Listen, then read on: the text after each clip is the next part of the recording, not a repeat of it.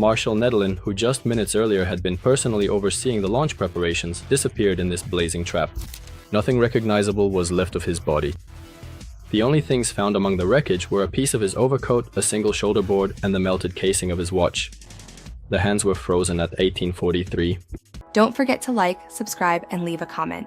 Your support helps the channel grow and motivates me to create even more amazing videos for you. And that is the exact time of death of the Commander-in-Chief of the Strategic Missile Forces. The very next day, official Soviet newspapers briefly reported Marshal Nedelin died in the line of duty. Not a word about the large-scale disaster. In reality, that evening the fire claimed, according to various estimates, from 78 to 126 lives. And among them were both leading engineers from the design bureau and ordinary technicians who followed orders until the very last moment. Mikhailo Yangel was miraculously saved because, as you may recall, he had stepped away for a smoke break just a few minutes before the explosion. Despite the fact that he was the one in charge of the project, he was not punished. Serhiy Korolev personally appealed to Nikita Khrushchev, defending his protégé. He argued that new technology always bites at the beginning and that problems at the start are inevitable.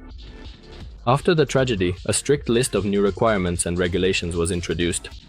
From then on, safety became the key condition for any launch at the test sites, although this point still remains questionable, considering how generally negligent the USSR was about many types of work. In the archival collections, which for a long time were kept under the label Top Secret, there are materials indicating that the tragedy at Baikonur was classified for almost 30 years. The families of the deceased received only brief official notifications, died in the line of duty.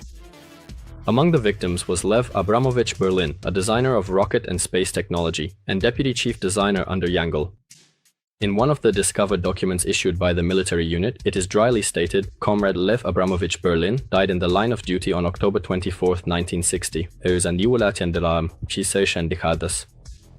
and the signature, Commander of the military unit, Colonel Balanchuk. In another case file, a telegram has been preserved signed by a representative of the Ministry of Communications of the USSR concerning Valentin Pugarevich, the driver of the refueling and special fuel delivery team of the first launch group of the separate engineering and testing unit.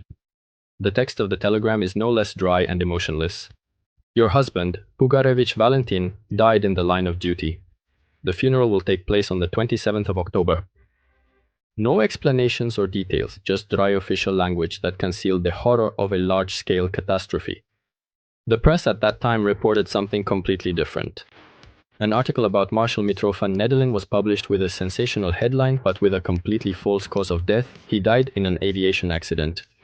Not a single word was written about the explosion at Baikonur. 48 officers and soldiers were buried in a mass grave in the park of the city of Leninsk.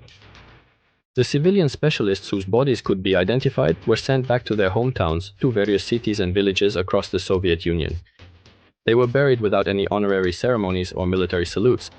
Employees of OKB 586 were often buried even without exact dates of death on their tombstones. For the official record, it was as if they had simply disappeared. This incident at Baikonur was far from the only one, but it became the largest and most terrifying in the entire history of Soviet rocket technology, and most importantly, it was a catastrophe that was kept secret for decades.